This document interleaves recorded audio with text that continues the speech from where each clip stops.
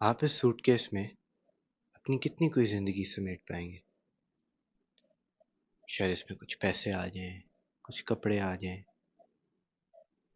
لیکن اگر آپ کے پاس گھر ہے، زمین ہے، کاروبار ہے، ایک محلہ ہے، ہمسائے ہیں، یادیں ہیں،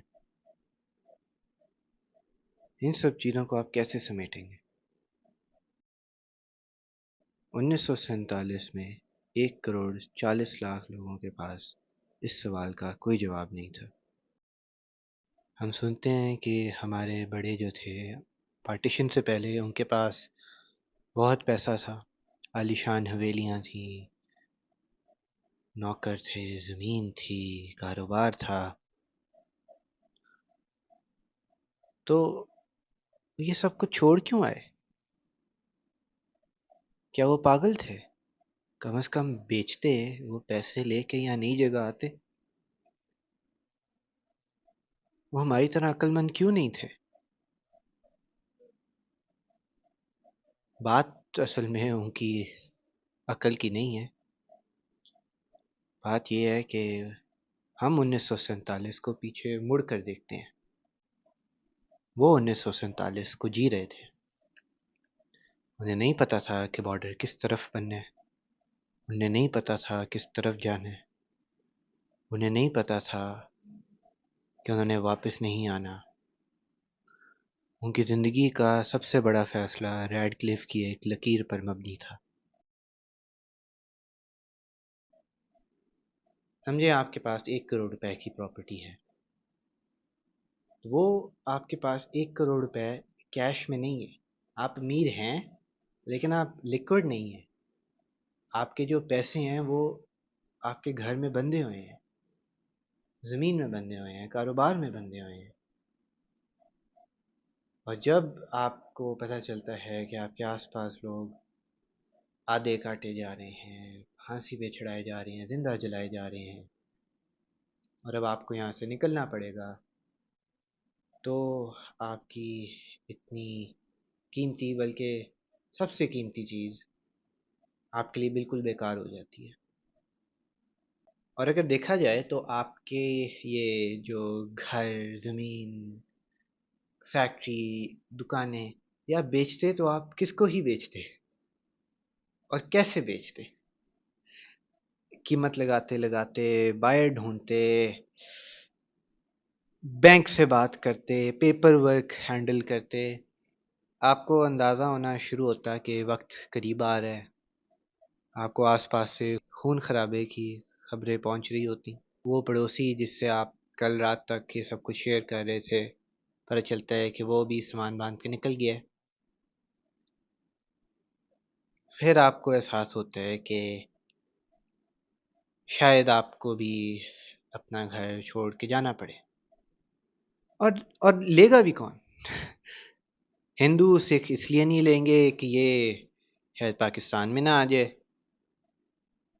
مسلمان اس لیے نہیں لیں گے کہ یہ جگہ شاید انڈیا میں نہ آ جائے،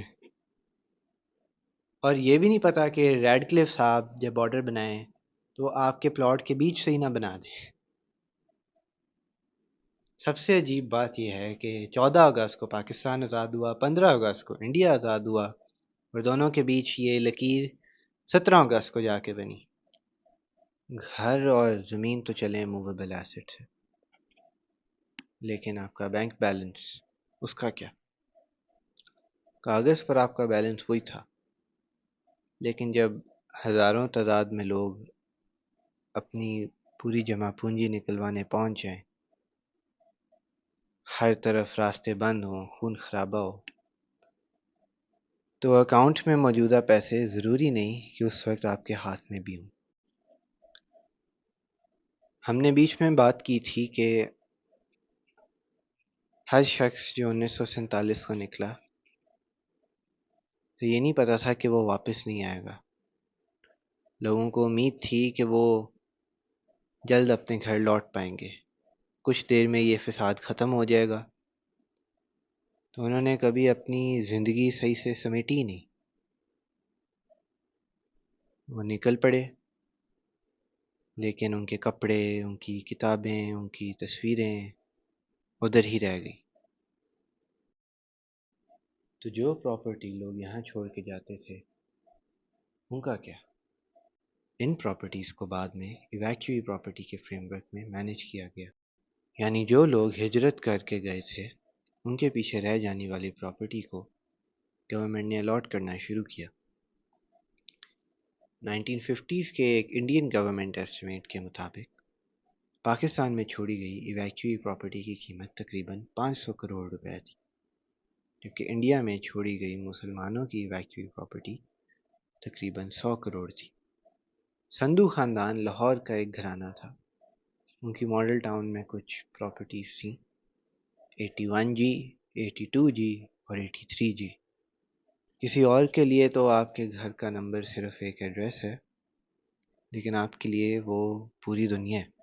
1947 میں دنیا ادھر رہ گئی اور انسان ادھر آ گیا۔ اب ان حکومتوں نے حساب کیسے دیا؟ 1,00,000 روپے۔ کیا یہ رقم آپ کو لاہور یا سرگودا واپس دے سکتی ہے؟ کیا کوئی بھی رقم آپ کو لدھیانہ یا امرتسر واپس دے سکتی ہے؟ وہ گھر، وہ لوگ، وہ یادیں، وہ زندگی؟ نہیں، اس زندگی سے جو کچھ بچا وہ اتنا ہی تھا جو کچھ اس سوٹ کیس میں آ جائے۔ ایک چیز جو وہ لوگ سوٹ کیس میں نہیں لائے وہ تھی دوبارہ شروع کرنے کی امید۔ وکیل نے یہاں بھی وکالت کی، ڈاکٹر نے یہاں بھی علاج کیا، تاجر نے یہاں بھی کاروبار کیا۔ شاید ان لوگوں کو آخری دم تک اپنے اس گھر کی یاد نہ گئی ہو، لیکن انہوں نے ہمارے لیے اس جگہ کو گھر بنا دیا۔ سوٹ کیس میں پوری زندگی تو نہ آ سکی، لیکن یہ سوٹ کیس جہاں پہنچا زندگی وہاں بھی بس چلتی رہی۔